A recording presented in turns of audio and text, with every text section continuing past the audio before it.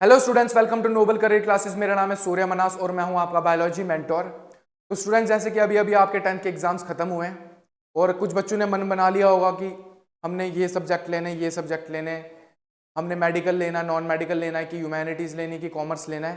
तो अगर बच्चों आपने मेडिकल स्ट्रीम चूज करनी है तो आज हमारी क्लासेस स्टार्ट हो रही हैं बायोलॉजी की, केमिस्ट्री की भी और फिजिक्स की, ऑनलाइन एंड ऑफलाइन दोनों।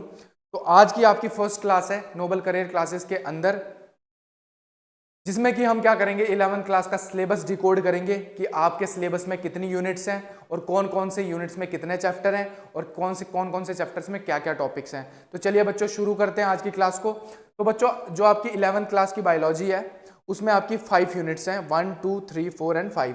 तो टोटल आपकी 5 यूनिट्स हैं, ठीक है। जो आपकी फर्स्ट यूनिट है बच्चों, और टोटल आपके जो टोटल मार्क्स हैं 5 यूनिट्स में, जो आपका एग्जाम आता है वो आता है बच्चों 70 मार्क्स का। 70 मार्क्स का आपका पेपर आएगा, जो फाइनल पेपर होगा वो 70 मार्क्स का होता है और ये 70 मार्क्स आपकी 5 यूनिट से मिलके बनते हैं। तो सबसे पहले अगर बच्चों बात करें डाइवर्सिटी ऑफ लिविंग ऑर्गेनिज्म, जो कि 15 मार्क्स का है।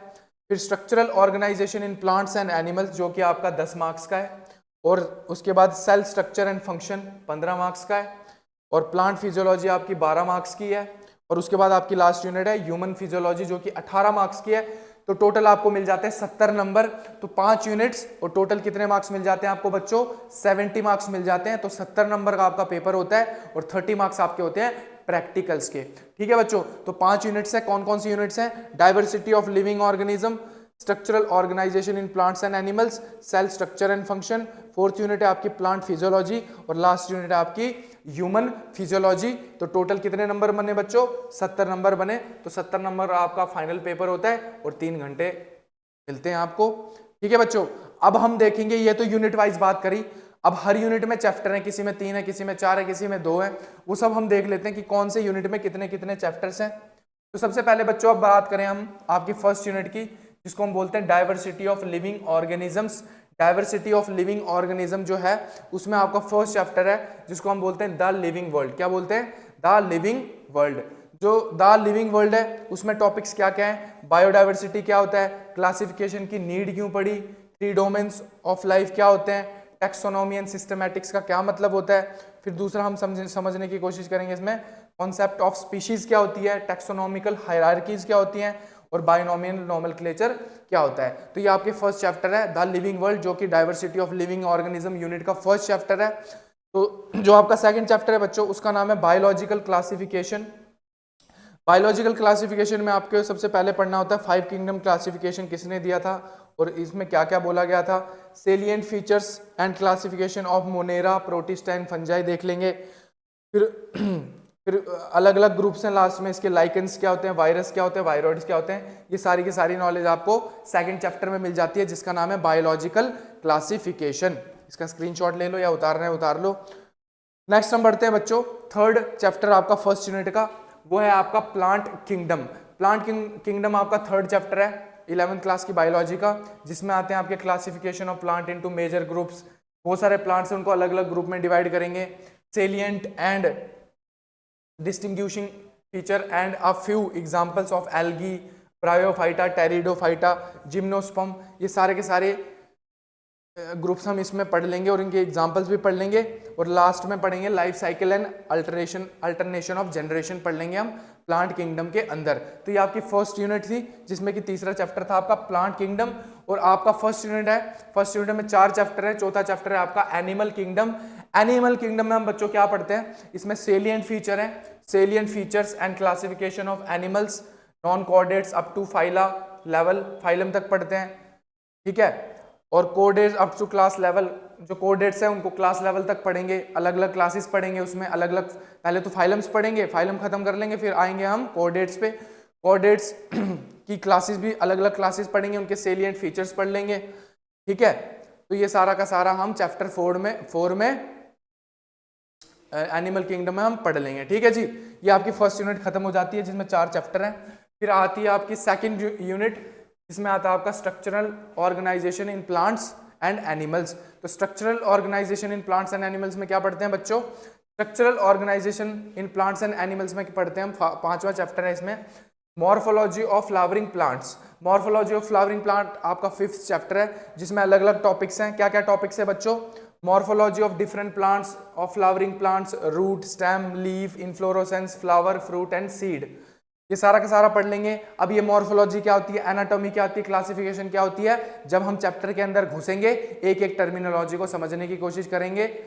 तो घबराने की बात नहीं कि सर मॉर्फोलॉजी क्या होती है, एनाटॉमी क्या होती है, क्लासिफिकेशन मतलब ये क्या बोल रहे हो आप। बस आप मैं ये इस लेक्चर में सिर्फ ये बताने की कोशिश कर रहा हूँ क्या क्या सिलेबस है और क्या क्या टॉपिक्स है। अभी मैंने समझाया कुछ भी नहीं है, ठीक है। जब हम चैप्टर में घुसेंगे तो एक एक चीज डिटेल में लेंगे, ठीक है बच्चों। तो आपका नेक्स्ट चैप्टर था मॉर्फोलॉजी ऑफ फ्लावरिंग प्लांट्स। उसके बाद आपका 6th चैप्टर है एनाटॉमी ऑफ फ्लावरिंग प्लांट्स, जिसमें हम एनाटॉमी देख लेते हैं, anatomy and function of tissue system in dicots and monocots, ये देख लेते हैं।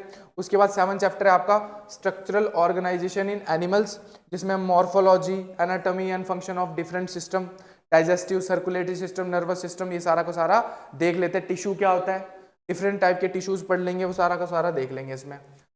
ओके जी, अब हम स्टार्ट करते हैं। आप अपनी 3rd यूनिट, जो हमारी 3rd यूनिट है बच्चों, वो है cell. What is cell, structure है, उसके स्ट्रक्चर एंड फंक्शन। तो आपका ये 8th चैप्टर स्टार्ट हो जाता है सेल का, जिसको हम बोलते हैं द यूनिट ऑफ लाइफ। तो cell is the basic functional structural unit of life. इसमें सेल थ्योरी है, cell theory and cell as a basic unit, कैसे सेल को बेसिक यूनिट ऑफ लाइफ क्यों बोलते हैं, वो सारा का सारा पढ़ेंगे, ठीक है। प्रोकैरियोटिक सेल क्या होता है, यूकैरियोटिक सेल क्या होता है। तो जब हम चैप्टर में घुसेंगे बच्चों तो सब पता लग जाएगा, what is prokaryotes, what is eukaryotes. तो एक एक चीज हम डिटेल में लेंगे। फिर सेल एंड एनिमल सेल क्या होता है, सेल एनवेलप क्या होता है, सेल मेम्ब्रेन क्या होती है। तो सेल के अंदर जितने भी हमारे स्ट्रक्चर्स होते हैं, जितने भी ऑर्गेनेलीज होती हैं, सारे के सारे डिटेल में लेंगे। फिर डीएनए पे आएंगे, डीएनए के बारे में पढ़ेंगे, डीएनए कहाँ प्रेजेंट होता है, सॉरी न्यूक्लियस के बारे में पढ़ेंगे, थोड़ा बहुत आइडिया हम डीएनए का भी लेंगे, ठीक है। वैसे तो डीएनए को डिटेल में मॉलिक्यूलर बेसिस ऑफ इनहेरिटेंस में पढ़ा जाता है, जो कि एक आपका 12th क्लास का चैप्टर है। तो सेल, फिर इसके सारे के सारे फंक्शन, तो ये सारे टॉपिक्स हैं आपके सेल वाले चैप्टर में। तो मतलब ये आगे आपके फंक्शन ऑफ एंडोमेम्ब्रेन सिस्टम, ये सारी सेल ऑर्गेनेलीज हैं जो सेल के अंदर काम करती है। Endoplasmic reticulum, Golgi bodies, lysosome, vacuoles, mitochondria, ribosomes, plastids, microbodies, cytoskeleton, ठीक है। सीलिया का क्या फंक्शन है, फ्लैजिला का क्या फंक्शन है, सेंट्रियोल्स का क्या फंक्शन है, न्यूक्लियस क्या होता है, न्यूक्लियस के अंदर डीएनए प्रेजेंट होता है और तो कहाँ पे होता है, ये सब कुछ हम सेल के अंदर, बहुत ही मजेदार चैप्टर है, इजी चैप्टर है। उसके बाद बात करें बच्चों आपके 9th चैप्टर की। 9th चैप्टर है आपका बायोमोलिक्यूल्स, जो कि आपकी केमिस्ट्री का भी 12th का टॉपिक है, ठीक है। तो बायोमोलिक्यूल्स थोड़ा ये भी बहुत केमिस्ट्री के पॉइंट ऑफ व्यू से भी अच्छा चैप्टर है, तो इसकी भी नॉलेज होनी चाहिए आपको।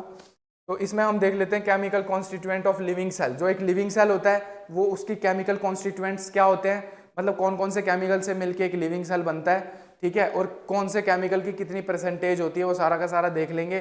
कार्बोहाइड्रेट्स क्या होते हैं, लिपिड्स क्या होते हैं, न्यूक्लिक एसिड क्या होता है, फिर एंजाइम के बारे में हम नॉलेज लेंगे, ठीक है। तो ये सारा का सारा हम पढ़ते हैं इसमें बायोमोलिक्यूल्स में। तो आपका 9th चैप्टर क्या है, बायोमोलिक्यूल्स। मोटे मोटे तौर पे बता रहा हूँ, जब चैप्टर में घुसेंगे तो डिटेल में लेंगे। अभी मोटे मोटे तौर पे बस ये याद रख लो कि आपका 9th चैप्टर बायोमोलिक्यूल्स है। फिर आपका जो 10th चैप्टर है बच्चों वो है cell cycle and cell division. तो सेल साइकिल पढ़ेंगे पहले कि सेल एक डिवाइड कैसे होता है, what is mitosis, what is meiosis और उनके सिग्निफिकेंस। तो what is cell, what is mitosis, what is meiosis और उनके सिग्निफिकेंस सारे के सारे किसके अंदर आते हैं, सेल के अंदर। आपकी बच्चों 4th यूनिट है प्लांट फिजियोलॉजी। प्लांट फिजियोलॉजी जो आपकी यूनिट है बच्चों, उसमें आता है आपका 11वां चैप्टर, जिसको बोलते हैं फोटोसिंथेसिस इन हायर प्लांट्स, ठीक है। तो 11वां चैप्टर है आपका फोटोसिंथेसिस इन हायर प्लांट, ठीक है। इसमें अलग डिफरेंट फोटोसिंथेसिस, डार्क रिएक्शन क्या होती है, लाइट रिएक्शन क्या होती है, वो सारा का सारा हम फोटोसिंथेसिस के अंदर देख लेते हैं। तो आपका 11th चैप्टर है photosynthesis in higher plants. Next chapter है आपका प्लांट फिजियोलॉजी का, वो है रेस्पिरेशन इन प्लांट्स। इसमें रेस्पिरेशन देख लेंगे, ठीक है। गैसेस एक्सचेंज कैसे करते हैं प्लांट्स, ग्लाइकोलाइसिस क्या होता है, फर्मेंटेशन क्या होता है, टीसीए साइकिल क्या होती है, ठीक है। ये सारे के सारे टॉपिक्स हैं, मोटे मोटे तौर पे बता रहा हूँ। तो ये आपका चैप्टर है 12th रेस्पिरेशन इन प्लांट्स, ठीक है। उसके बाद आपका 13th चैप्टर है प्लांट ग्रोथ एंड डेवलपमेंट। तो पहले बच्चों क्या होता था कि जो आपकी प्लांट फिजियोलॉजी में 5 चैप्टर होते थे, 11वां 12वां भी होता था, वो 11वां 12वां कट गया है। अब 11th जो 13वां जो आपका 13th चैप्टर था वो हो गया अब 11th चैप्टर, क्योंकि स्टार्टिंग के 2 चैप्टर कट चुके हैं। तो अब आपका जो ये अपडेटेड सिलेबस है, तो 13 जो चैप्टर है बच्चों आपका इसका नाम है प्लांट ग्रोथ एंड डेवलपमेंट। इसमें हम पढ़ लेते हैं सीड जर्मिनेशन के बारे में, phases of plant growth and plant growth rate क्या होता है, कंडीशन ऑफ ग्रोथ क्या होती है, डिफरेंशिएशन क्या होता है, what is differentiation, what is D differentiation, what is री डिफरेंशिएशन। ठीक है, ये सारा का सारा हम पढ़ लेते हैं इसके अंदर। प्लांट ग्रोथ हार्मोन्स, जिब्बरलिन क्या होते हैं, साइटोकाइनिन क्या होते हैं, वो सारा का सारा उनके फंक्शन पढ़ लेते हैं। और प्लांट में कौन कौन सी चीज से कौन कौन सी कमी होती है वो भी पढ़ लेते हैं हम इसमें।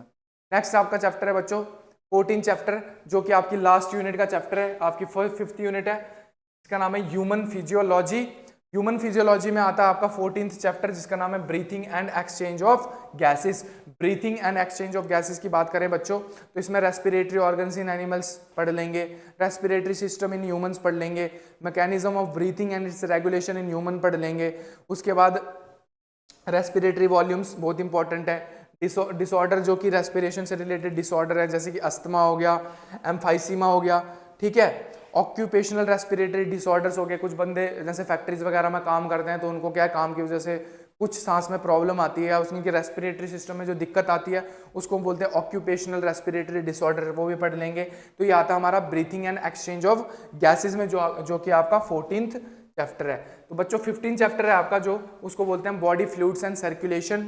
इसमें हम कॉम्पोजिशन ऑफ ब्लड में क्या क्या होते हैं, WBCs, RBCs, प्लेटलेट्स, उनकी कॉम्पोजिशन, वो सारा का सारा पढ़ लेंगे कि कॉम्पोजिशन ऑफ ब्लड ग्रुप क्या होते हैं, ब्लड कोएगुलेट कैसे होता है, composition of lymph and its function पढ़ लेंगे, ह्यूमन सर्कुलेटरी सिस्टम क्या होता है, structure of human heart and blood vessels, दिल कैसा दिखता है, लब डब क्या होता है, ठीक है, हार्ट बीट क्या होती है, कार्डियक साइकिल पढ़ लेंगे, कार्डियक आउटपुट क्या होता है, ECG के बारे में थोड़ा बेसिक नॉलेज लेंगे, डबल सर्कुलेशन क्या होता है, वो सारा का सारा हम जितना भी फ्लूइड से रिलेटेड है और सर्कुलेशन से रिलेटेड टॉपिक्स है वो सारा का सारा कवर करते हैं हम 15 चैप्टर में, जिसका नाम है body fluids and circulation. Body fluids and circulation.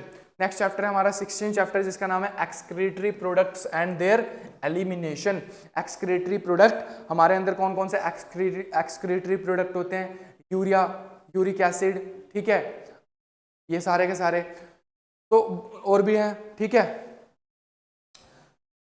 Excretory products के बारे में पढ़ लेते हैं हमारे 16 चैप्टर में, जिसमें हम मोड्स ऑफ एक्सक्रीशन पढ़ते हैं। ठीक है, जैसे अमोनोटैलिज्म, यूरियोटैलिज्म, यूरिकोटैलिज्म, जो अमोनिया प्रोड्यूस करते हैं, जो यूरिया प्रोड्यूस करते हैं, जो यूरिक एसिड प्रोड्यूस करते हैं। ठीक है, उसके बाद कुछ ह्यूमन एक्सक्रीटरी सिस्टम क्या होता है, किडनी विडनी के बारे में पढ़ लेंगे।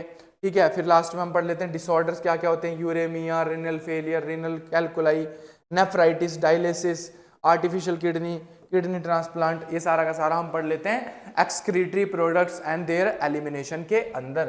ठीक है बच्चों, तो नेक्स्ट चैप्टर आपका 17 चैप्टर, जिसका नाम है लोकोमोशन एंड मूवमेंट।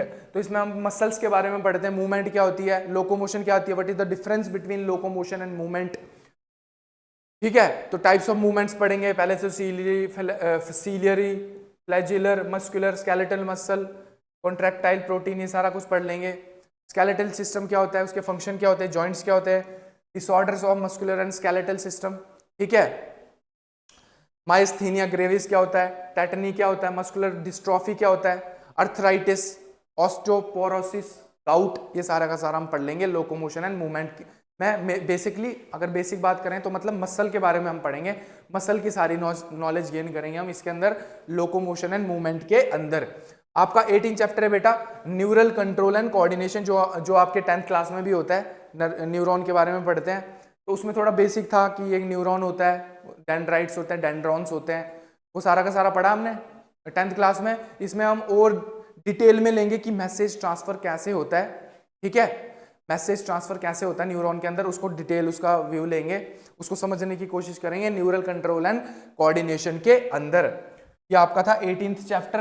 18 चैप्टर के बाद आपका 19 चैप्टर है बच्चों, लास्ट चैप्टर आपका केमिकल कंट्रोल एंड कोऑर्डिनेशन, जिसमें कि हार्मोन्स, डिफरेंट एंडोक्राइन हार्मोन्स है, ग्रोथ हार्मोन, हाइपोथैलेमस क्या होता है, मास्टर ग्लैंड क्या होता है। तो हर एक हार्मोन जो हमारी बॉडी में रिलीज होता है वो कहाँ से निकलता है, उसका जो ग्लैंड है उसका नाम क्या है और उसके क्या फंक्शंस हैं, तो ये हम पढ़ते हैं केमिकल कोऑर्डिनेशन एंड इंटीग्रेशन के अंदर। तो ये आपके 19 चैप्टर हैं, 5 यूनिट्स हैं, 70 मार्क्स का पेपर आ जाता है। तो आपकी पूरी biology is divided into 5 units, 70 number का पेपर आता है। और ये आपके कितने चैप्टर से बच्चों, 19 चैप्टर हैं। तो आपके 3 चैप्टर कट गए, पहले आपके 22 चैप्टर होते थे, तो 3 चैप्टर आपके कटे हैं, 2 प्लांट फिजियोलॉजी में से 11वां 12वां, और एक आपका डाइजेशन कटा है, और कुछ टॉपिक्स भी चैप्टर में से बीच बीच में के चैप्टर्स में से थोड़े थोड़े कटे हैं, ठीक है। तो 19 चैप्टर, 70 नंबर आपके हो गए एकेडमिक्स के जो आपके पेपर हैं, और 30 नंबर के आते हैं आपके प्रैक्टिकल। एक मेजर एक्सपेरिमेंट होगा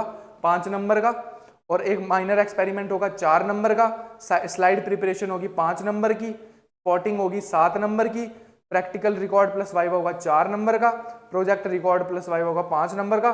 टोटल आपको बन जाते हैं प्रैक्टिकल्स के 30 मार्क्स। तो 70 प्लस 30, तो आपका कितने नंबर का टोटल सिस्टम है बच्चों, ये 100 नंबर का सिस्टम है। 30 नंबर के प्रैक्टिकल्स और 70 नंबर का पेपर। तो ये था आपका आज का सिलेबस बच्चों, ये था आपका सिलेबस। तो इस क्लास में हमने 11th क्लास का सिलेबस डिकोड किया, कितने नंबर का पेपर आता है, कितने चैप्टर्स है, और क्या क्या आपको पढ़ना है मोटे मोटे तौर पे।